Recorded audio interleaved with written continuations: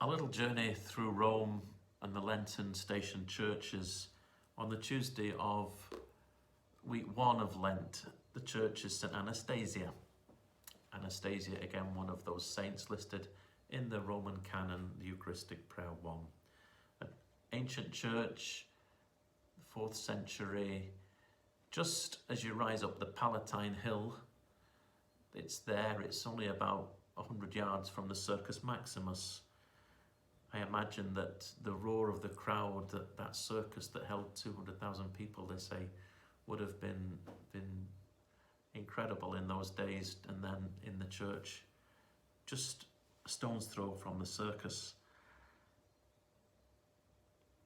It was a church that, when I was a seminarian in Rome, was never open. Then I realised that it was in disrepair and it was closed for about 20 years, but in the year 2000 it was reopened and has been restored to one of the list of the station churches. It's not far from the Church of St George, where we were the other day. In the centre of the ceiling there's a beautiful fresco of the saint, St Anastasia, and under the altar a figure in marble of the martyred saint.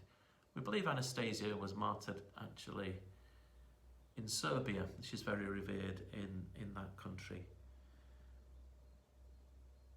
In recent times, indeed, just a few months ago, I think in summer of 2020, Pope Francis granted custody of the Church of Sant Anastasia to the Syro-Malabar community, a community that here in the UK we're familiar with.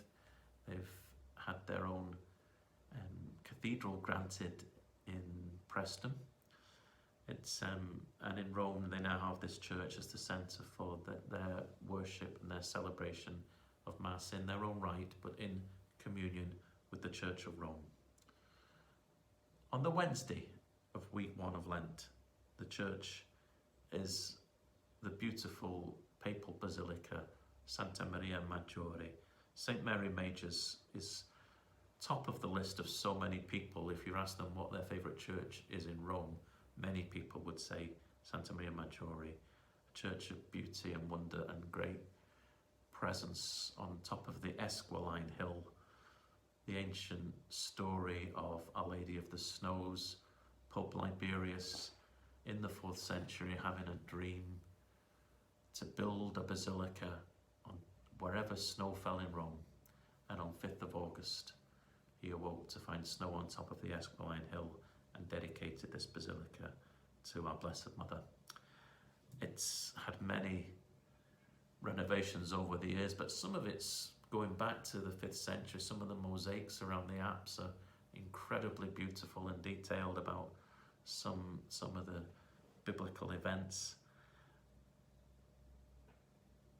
In the Renaissance times, Bernini did some work, and Bernini's tomb himself, Bernini is buried in Santa Maria Maggiore.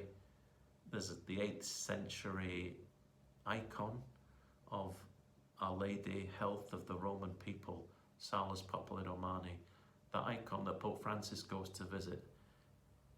He visited the first morning after his election as Pope. He goes there before every pastoral visit, and on returning to Rome when his plane touches down, the first place he goes, he doesn't go home, he goes to Santa Maria Maggiore to pay honour and respect to our Blessed Mother in the Salus Populi Romani. So a beautiful place to visit. It contains also, it's said, the relics, some of the relics of the manger from Bethlehem placed under the high altar. So many things to see, so much beauty, and a visit on Wednesday of the first week of Lent to Santa Maria Maggiore is well worthwhile.